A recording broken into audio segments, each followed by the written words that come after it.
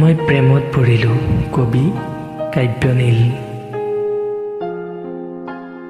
মই সঁচাকৈ প্ৰেমত পৰিলোঁ ক'ব নোৱাৰাকৈ অতি গোপনে। মই চাওঁ তাইক, তাই মোক, লাহে লাহে প্ৰেম গভীৰ হ'ল।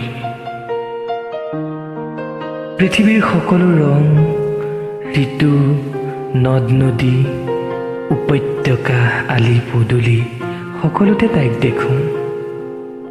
চঞ্চল মেঘ, বতাহ, বৰষুণ, আনকি টোপালবোৰতো তাই লুকাই থাকে। তাইৰ লাহি ৰূপালী মেঘালী চুলি মেলি কেতিয়াবা এপাহ সুগন্ধি ফুল, কেতিয়াবা অশ্ৰুসিক্ত নয়ন হৈ মোৰ বুকুৰ ভিতৰত তাই সম্পূৰ্ণভাৱে সোমাই যায়। বিশাল সাগৰৰ ঢৌৰ দৰে শব্দৰ লানি নিচিকা বৰ্ণিল শাৰী, শৈলী বিন্যাস ধনী হৈ উৰি আহে তাই কেতিয়াবা এটা গানৰ সুৰ হৈ, কেতিয়াবা বাঁহী বজাই মোৰ বাবে ৰৈ থাকে। সুখ দুখ সামৰি মই তাইৰ পিছত দৌৰি আছো।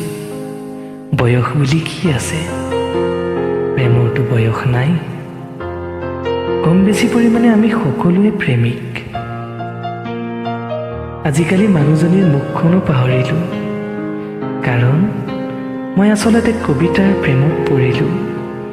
কবিতাই মোক বৰকৈ পাগল কৰিলে। পুৱাৰ পৰা ৰাতিলৈ, আনকি সপোনতো তাই মোক পিছ নেৰে। নীলাজ হৈ তাই চোঁচৰাই লৈ যায় এন্ধাৰৰ বাট এটিলৈ। অসহ্যৰ মাজতো অনুভৱ কৰোঁ এক আত্মিক আনন্দ।